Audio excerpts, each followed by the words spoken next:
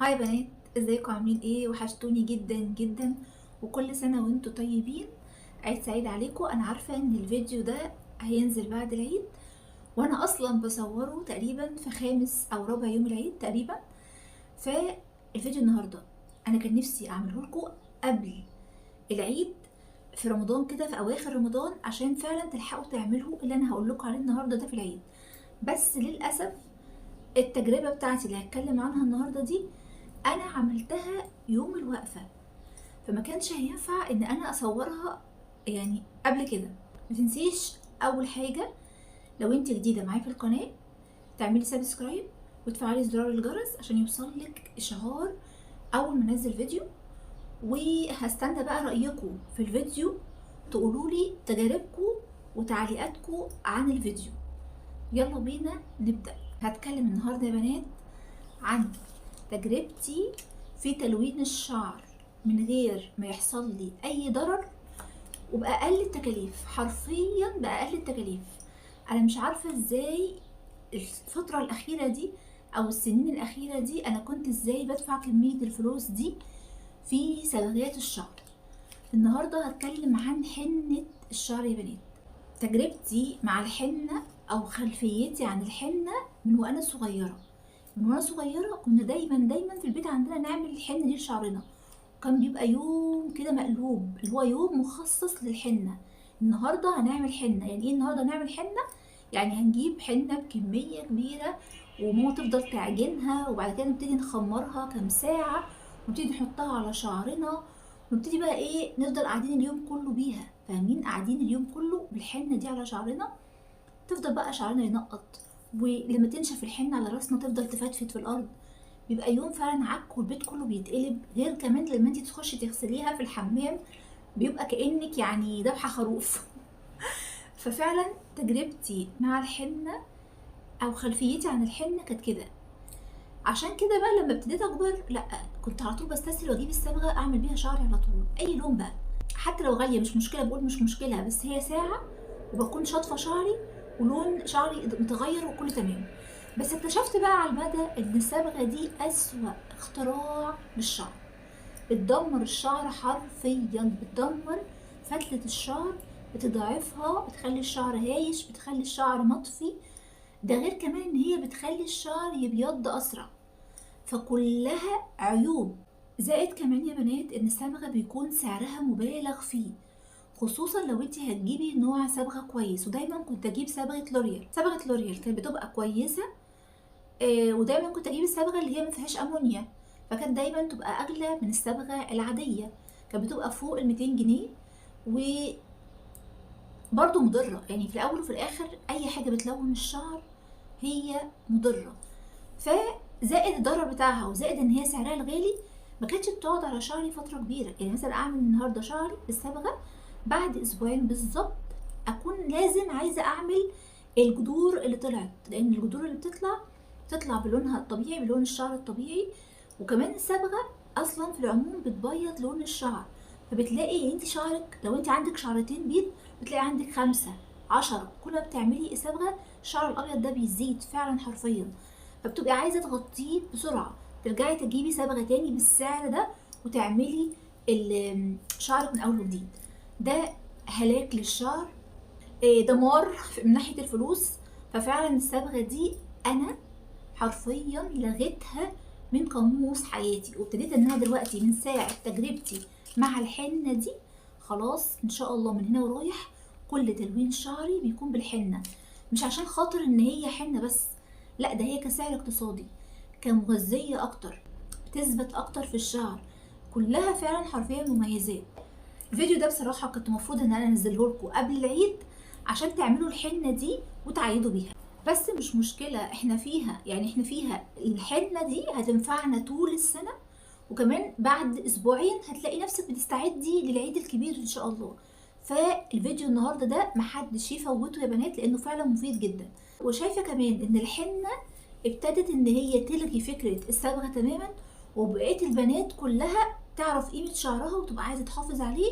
فابتدوا كل البنات يلجأوا للحنه كنوع من انواع ان هم بيحموا شعرهم، بيلونوا شعرهم، وبيدفعوا مبلغ بسيط في موضوع الحنه ده.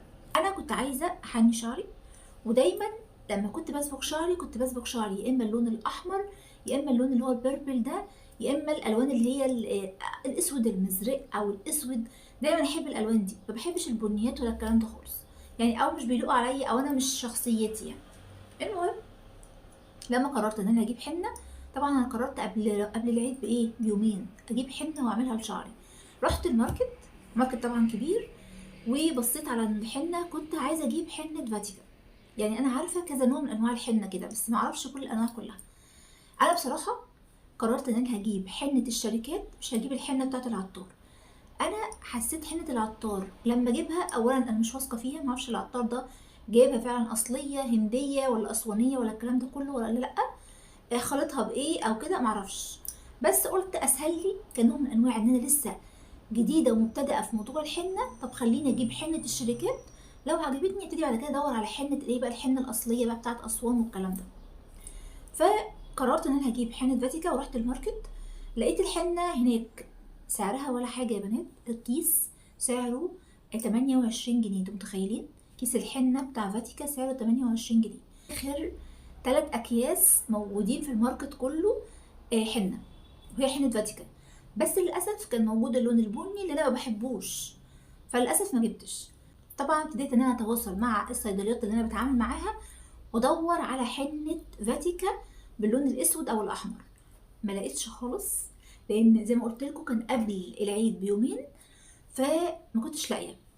فلقيت في حنه تانية، انا اعرف في نوع حنه تانية اسمه جلوري، وفي كمان حنه تبع ايفا، وهي دي اللي انا جبتها. فلما لقيت في حنه ايفا موجوده ولقيت اللون الاسود، انا عامه في الصبغه يا بنات بحب اخلط الالوان على بعضها، ما بحبش اخد اللون صريح كده واعمله. يعني كنت دايما اجيب مثلا الحنه اللي هي الحمر قوي وممكن ادخل معاها حته بني فتديني الاحمر اللي هو المكتوم. بحب دايما اعمل ميكسات كده بالحنه، سوري بالصبغه. فحبيت اعمل كده برضو في الحنه، فكنت عايزه اجيب حنه سودا واخلط عليها الحنه اللي هي الاحمر الناري ده، فتديني اللون اللي هو الاحمر المكتوم الغامق ده اللي هو البرجندي ده. فللاسف طبعا عشان خاطر الوقت ما كانش سعفني، والناس كلها او البنات كلها خلصوا كل حاجه في السوق، فما لقيتش غير الحنه بتاعه ايفا اللي هي اسمها الو ايفا اهي. دي لقيت اللون الاسود بس. فسالت الراجل هي سعرها كام، طبعا في الصيدليات بيبيعوها اغلى من الماركت، فلقيت دي في الصيدليه طبعا فاتيكا، انا كنت قايله لكم ان هي ب 28، انا كنت سالت عليها في الصيدليه كانت ب 35 بس كانت خلصانه، كان برضو موجود منها اللون البني بس. فلما سالت على دي قال لي دي ب 22. عارفين كيس حنه ب 22؟ اي نعم الكيس صغير جدا، ما يغلقوش شكل الكيس في الكاميرا. الكيس ده على الحقيقه عباره عن معلقه مليانه كبيره حنه، او معلقتين اللي هم ممسوحين كده، عارفه المعلقه الممسوحه، معلقتين ممسوحين او معلقه كبيره. بس انا سالته في التليفون الكيس كبير ولا صغير، اي لا صغير. قلت خلاص هجيب 4 اكياس. وانا كنت فاكره ان ال4 اكياس دول هيكونوا كتير، هحكي لكم بقى التفاصيل دلوقتي. جبت 4 اكياس، احسبوا انتوا بقى الكيس ب 22 جنيه. العلبه نفسها علبه الحنه فيها 6 اكياس، وانا كنت عايزه اعمل ميكس، كنت عايزه اجيب احمر واسود زي ما قلت لكم، ما لقيتش طبعا الاحمر، قلت لا انا هجيب 6 اسود اعمل بيهم فجبت 4 اسود. جيت اعملهم، ما خدتش مني يا بنات نص ساعه، عجنتها وحطيتها على شعري في نص ساعه بالظبط، ما خدتش مني اي حاجه ومبهدلتش الدنيا ولا اي حاجه، لاني دخلت الحمام عملتها جوه الحمام. فبالنسبه لي الموضوع كان سهل جدا. انطباعي عن الحنه بتاع زمان ده لا ما كانش موجود. المهم خلطتها بالميه، طبعا هو مكتوب عليها كل التفاصيل تخلطيها بقد ايه ميه والكلام ده كله. بعد ما اتخلطت في الطبق انا حسيت ان الكميه حلوه هتكفي شعري. فالمهم قسمت شعري نصين، جبت جزء اليمين وجزء الشمال. قعدت بقى يعني ايه ده بقى، كانت حركه مش لذيذه مني، او كانت حركه غبيه شويه مني، ان انا قعدت اهتميت جدا بالجزء اليمين وغرقته حنه. جيت على الجزء الشمال لقيت الدنيا يعني خستعت معايا، او لقيت الدنيا مش هتظبط معايا. قعدت بقى عارفين اللي هو الحوس لحد ما عملت شعري كله، وفعلا شعري كله خد بالظبط نص ساعه وانا بعمله. حطيته فوق شعري، يعني عملته فوق بتوكه وسبته بالظبط ساعتين. يعني كانت عملت مع الحنه دي كانها صبغه بالظبط. فان في بنات هيقولوا لي ان الحنه بتاعه الشركات دي ممكن يكون فيها برضو مواد مضره او مواد حافظه او ايا كان. انا عارفه كل ده، بس انا كنت عايزه اسهل على نفسي وكنت عايزه احبب نفسي في الحنه العاديه. فقلت هجرب بما ان الوقت ضيق وان انا كنت مزنوقه، هجرب في الحنه دي، وبعد كده لو حبيت الموضوع ممكن بعد كده اجيب الحنه العاديه من مكان انا واثقه منه برضو. يعني انت لو شعرك تقيل او شعرك طويل، لا انت تحتاجي اكتر من 4 اكياس. ممكن تجيبي العلبه كلها بقى وهتكفي شعرك، هتبقى كويسه. فهي بس دي المشكله في الكيس، ان هو حجمه صغير، بس غير كده هو سعره حلو. فانت ممكن تجيبي منه 10 اكياس 6 اكياس براحتك، على حسب طبعا طول شعرك وكثافته. بس يا بنات زي ما قلت لكم، سبتها ساعتين، اتعاملت معاها كانها صبغه. عشت حياتي في البيت عادي، اتعاملت عادي كاني حاطه صبغه على شعري. وبعد الساعتين دخلت غسلت شعري. برضو بتشطفي شعرك الاول بالميه اللي هي الفتره، تفضلي حاطه شعرك او راسك تحت الميه لحد ما كل الفتافيت دي كلها بتنزل. غسلت شعري مرتين بالشامبو كويس قوي، برضو كان في لون عمال ينزل برضو. وبعد كده ابتديت وانا بشطف شعري بصراحه حسيت ان شعري نشف شويه.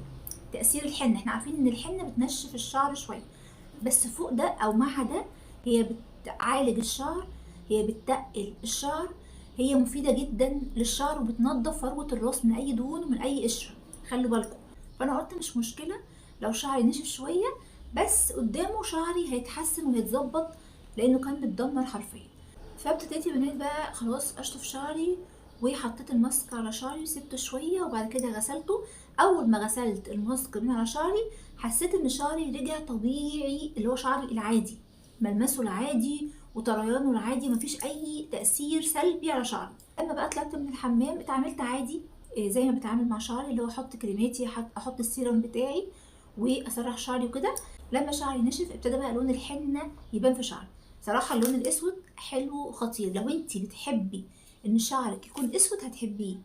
اللون غريب عليكي واول مره تعمليه بلاش تجازفي باللون الاسود، ممكن تجيبي الوان غامقه شويه، البني الغامق ده تجربي فيه، او تجيبي اسود وتمكسيه مع البني، هيبتدي ان هو يعمل لك البني الغامق ده. فغير كده يا بنات انا بصراحه مبسوطه جدا جدا جدا بالتجربه دي.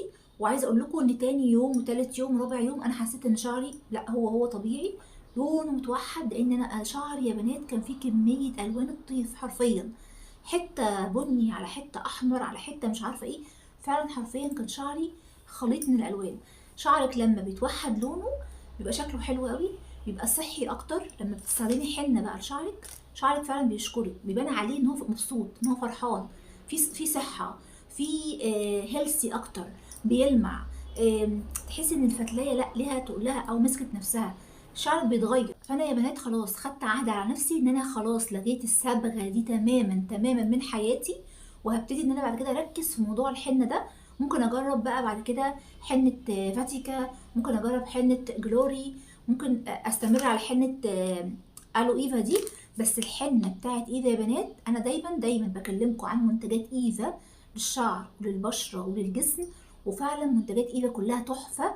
ولما جربت الحنه لاول مره هضيف معاهم فعلا الحنه خطيره وسعرها تحفه فعلا.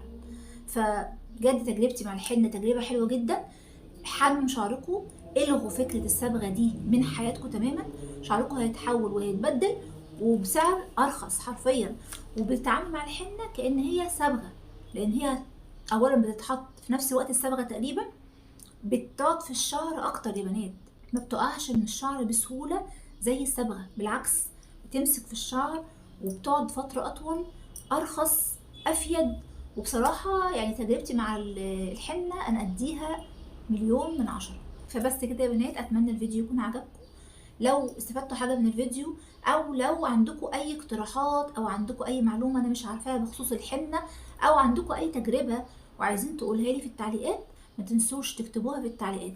نسيت اقول لكم على حاجه، المره اللي جايه وانا بعمل الحنه مش هخلطها بميه عاديه، لا، عايزه اقول لكم برده تريكايه او نصيحه تعملوها لو انتوا ناويين تعملوا موضوع الحنه ده. اخلطوا الحنه بميه مثلا كركديه، هاتوا كركديه اغلوه وخدوا الميه بتاعته، وممكن تحطوا معلقه شاي، ممكن تحطوا بصلايه. الحاجات دي كلها يا بنات بتغذي الشعر، شاي، بصل، قهوة، كركديه، ممكن تحطي قرنفل، ممكن تحطي روزماري، ممكن تحطي او تعجني الحنه دي بالميه اللي انا قلت لك عليها دي. جيبي مثلا كوبايتين ميه وتحطي معلقه كركديه، بتحطي قرنفل، تحطي شاي، تحطي قهوه، تحطي بصل، وتاخدي بقى الميه دي وتاخدي الخليط ده تعجني بيه الحنه. انا واثقه مليون في الميه انها تكون تغذيتها لشعرك اكتر بكتير من انك بتعجنيها بميه عاديه. فالتركايه دي انا ان شاء الله هعملها من المره الجايه، وانا بقول لكم ان شاء الله تعملوها. فكده الفيديو بتاعنا خلص. ما تنسوش بقى اللايكات بتاعتكم والسبسكرايب، واشوفكم في فيديو جديد على خير، ومع السلامه.